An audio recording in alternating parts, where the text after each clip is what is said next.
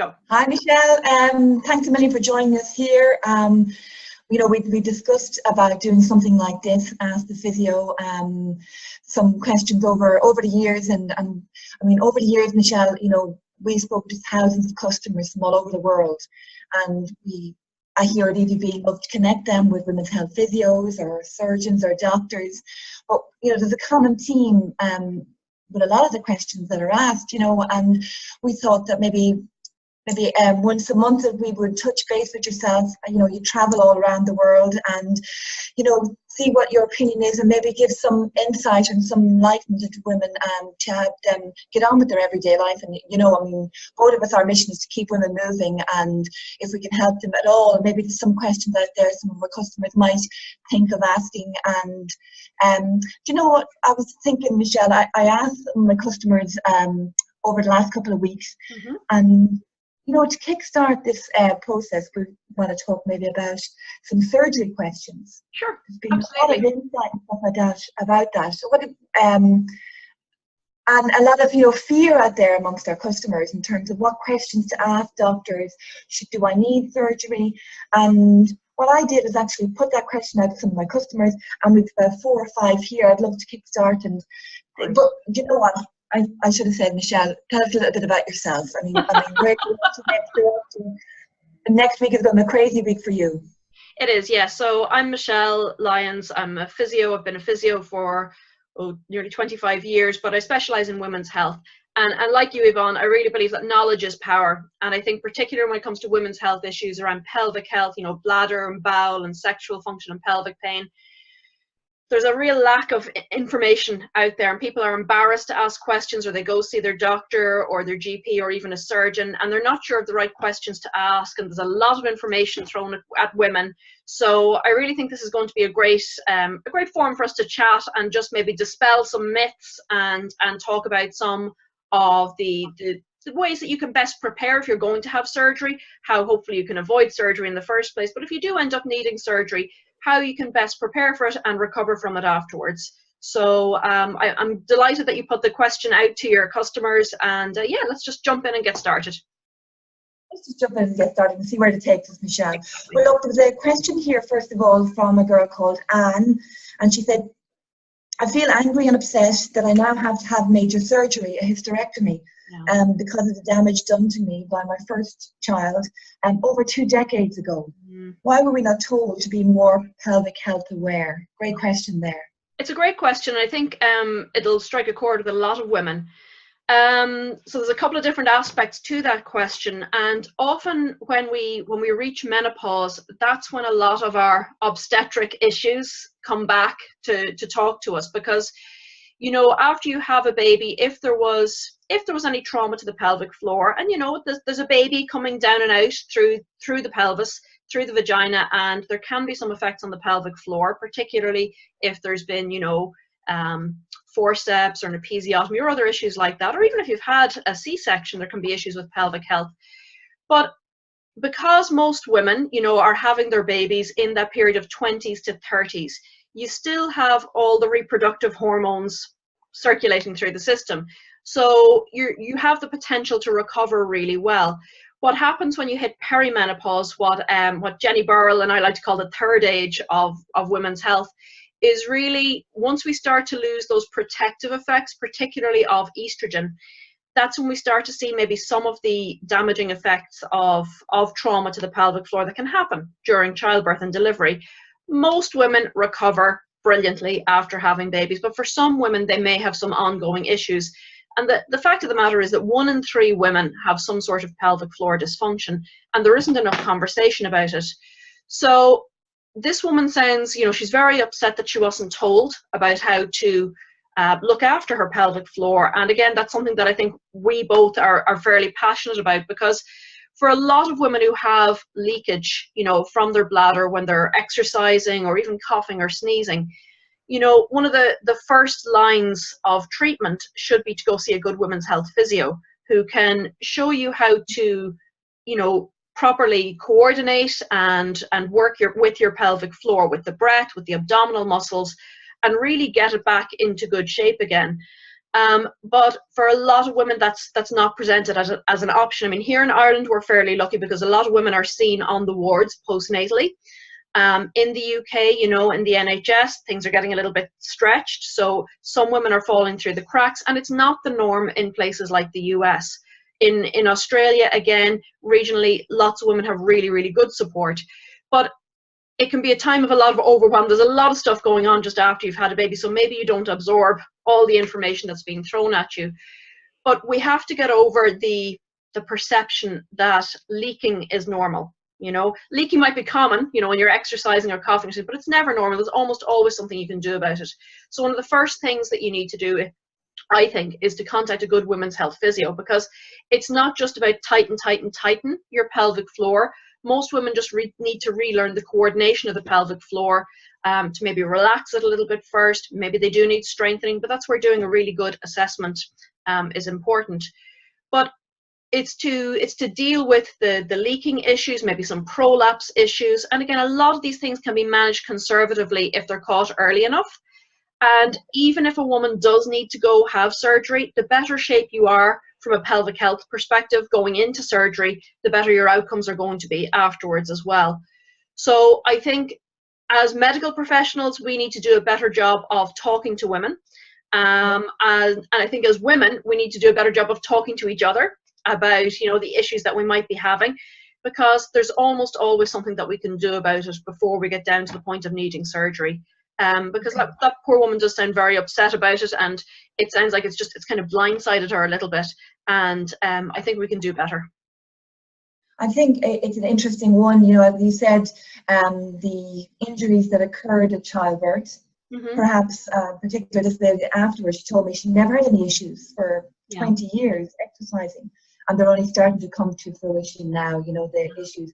And I suppose going through that vulnerable stage in her life, probably going through the menopause and stuff like that, it's a hard knock to put up with or to deal with, and she's looking for answers now. She is, you know, and again, there's a lot, you know, there are so many different pathways that we can go down before surgery. You know, hormone therapy like topical estrogen can be an option in conjunction with pelvic floor physiotherapy. You know, getting back into exercise with, you know, a good fit pro or a personal trainer who's done specific training for this. What we're looking for is pelvic floor friendly exercise, because not every exercise is going to be suitable for every woman, and it's really about having that tailored approach. But ultimately, you know, when we do go into that perimenopausal age range, and you know, the average age of menopause is 51, but it's those 10 years leading up to menopause. So really from when you turn 40 onwards, you really need to start focusing on pelvic health, because you know, it's easier to prevent a problem than it is to fix it. But we know as the hormone levels changes, just the fascial integrity and tissues just become a little bit thinner, you know, when the estrogen levels start going down a little bit. But for a lot of women, they do really, really well with pelvic floor physio, and they can regain continence. They can help manage their prolapse, maybe in conjunction with a pessary or something like that, wearing support wear like EVB shorts, because the best medicine for menopause is movement. You know, in terms of pelvic health, in terms of bone health and heart health and brain health and weight management. But we want to make sure that it's done in a pelvic floor safe way. So that's why I think talking to your women's health physio, talking to a good fit pro, a good health and movement coach, really, really important, because the physical end of things, if we can get that under control, it's really going to help you with the psychological changes and challenges that menopause can throw up as well. Brilliant. Michelle, do you know what? I think perhaps maybe our next session might be on some of those pelvic health exercises and what you can do to prevent injury, and as you said, the ones that actually would enhance pelvic health. That would be actually an interesting maybe topic we could cover.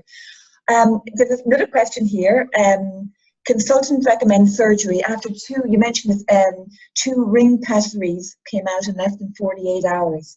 I'm trying to avoid surgery by attending a women's health physio, and the use of these EVB shorts actually for cycling and horse riding. So she has our gear and she's using it and she's finding it good.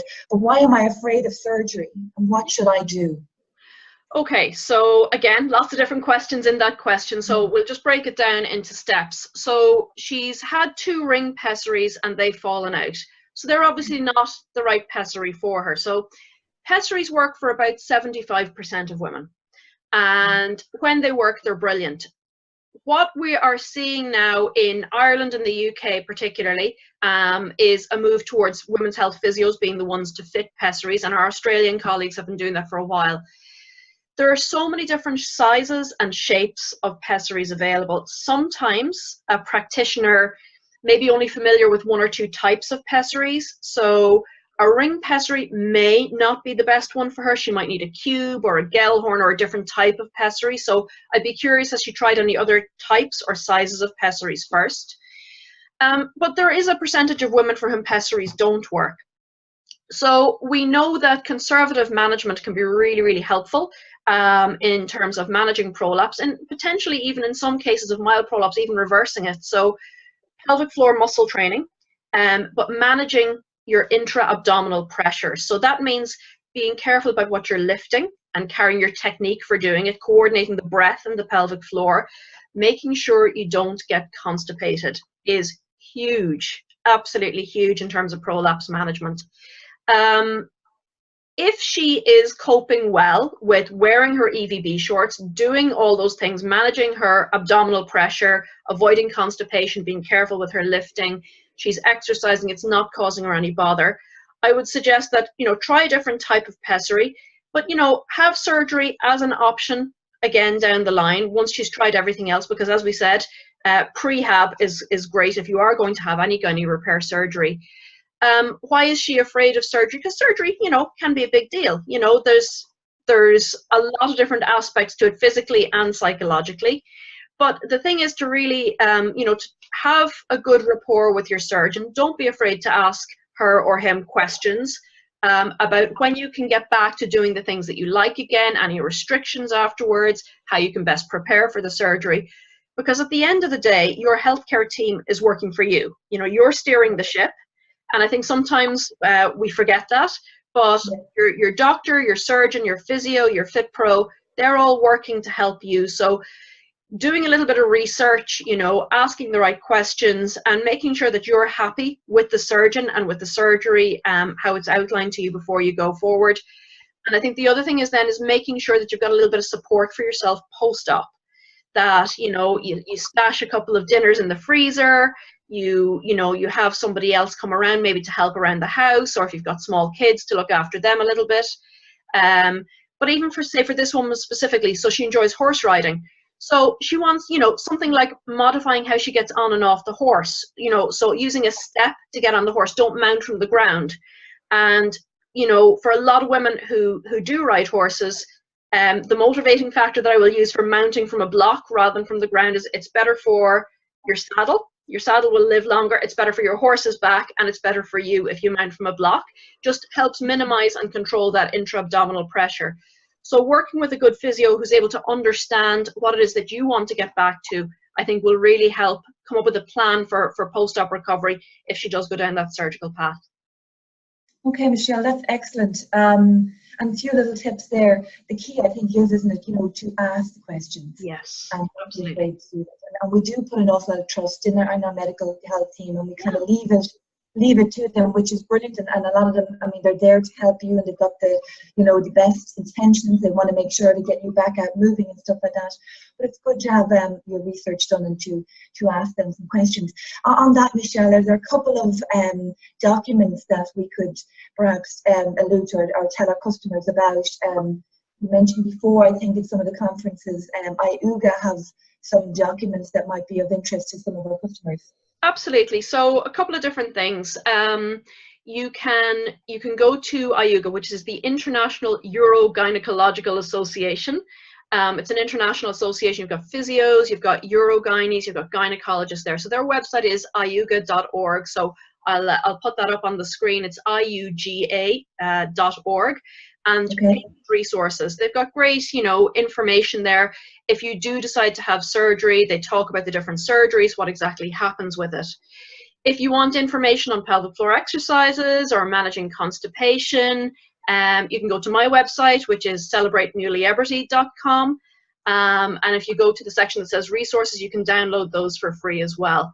And just people get confused about the title of the website. Newly Eberty, it's an old English word, and it means the art and state of being a woman, because I think that's something we should celebrate. So those are two places where they can get some good free resources just to start thinking about how they can manage their pelvic health. Okay, brilliant, Michelle. And you'll put them up on the screen then later on, perhaps. Absolutely. Great stuff. Let me see. There is a question here. I'm post-hysterectomy. What advice would you give in terms of getting back into exercise? If I'm still feeling slight pain, what should I do? Again, I never had any trouble. I had 4 children. Yeah. Then I reached 59, and so it's a similar question actually to Anne above. Again, why was I not told to be mindful of my core? This is why I suppose we're here, Michelle, isn't it, really, you know, and it's why I'm passionate and you're so passionate about it. It's about getting information out there. But I suppose, what advice would you give in terms of knowledge is power, yeah, in terms of getting back into exercise? Yeah, so the first thing that I would say is, and this is, you know, a short answer, but pain is never normal. So that needs to get sorted out, because you can't build on a faulty foundation. So she needs to go back and see her doctor, maybe get a referral to go see her women's health physio, go back and see her surgeon. But pain is never normal, and that needs to be attended to before anything else happens. Okay, good point. And in terms of women's health physios, Michelle, is there again a database of, I know we've been, you know, anytime anybody's asked us, we've been connecting via you to anybody in the world in a sense, and connecting to lots of our colleagues around. But is there is there some database that we could actually talk about as well? There's, you know, it depends what country you're in. If you're in Ireland, you can go to the Irish Society of Chartered Physios website, which is iscp.ie, and you can contact them. They'll be able to help you. If you're in the UK, you can go to the POGP website. That's the Pelvic Obstetric and Gynae Physio Association. If you're in the US, I would suggest going to hermanandwallace.com. So that's Herman Wallace. And again, I'll put these up on the screen after we've finished. And in Australia, the Australian Physiotherapy Association. So each country will have their own association of women's health physios, and they'll be able to connect you with somebody near where you live that should be able to answer these questions and help work with you. Okay, brilliant. And of course, we just tell our customers, like, I mean, still to contact us, and we do like to connect our customers to the, you know, practitioners up there. As you said, it depends on what they're doing. Exactly. Whether they're managing back to exercise, so many things, you know what I mean? And that tailored approach is really important, because it's not one size fits all. So we want to just make sure that every woman has advice that's just bespoke for her, and where she's coming from and where she wants to go to. Okay, brilliant. Oh, do you know, this is the last question, Michelle. I wear light support pants all the time, and I miss them when I don't wear them, but don't know if they are taking away my own core strength. Yeah. I'm so confused at what the right thing to do is. Surgery was a total failure. Any advice or tips? Yeah, so the shorts are not going to take away your strength. In fact, they're going to be a bridge to helping you develop your strength. So the fact that you notice that when you're not wearing them means that you still have a little bit of strength work to do. So I hope you're working with a good women's health physio, or a Fit Pro, or a holistic core restore coach. I really think that the support wear, again, it's a boat to get you to the other side, but anything that keeps you moving and keeps you exercising is a good thing. So don't be worrying about that. I'm sorry surgery didn't go well for you, but it sounds like, you know, you're taking steps to start reclaiming your health. So best of luck with that. And Michelle, it's a common theme, you know, for every person I hear that surgery is you know, successful for. Somebody says it's not successful for them, and I think again it's about you know, every one size does not fit all. Exactly. Isn't that right? Exactly. So it's about, you know, it's about asking the questions. It's about educating yourself. I would always go conservative first. So physio, exercise, nutrition, sleep, getting a good foundation, because you may be able to avoid surgery, but even if you do end up needing surgery, the better shape you are going into surgery, the better your recovery will be afterwards. So it's really a win-win situation. That's great advice, Michelle. Brilliant.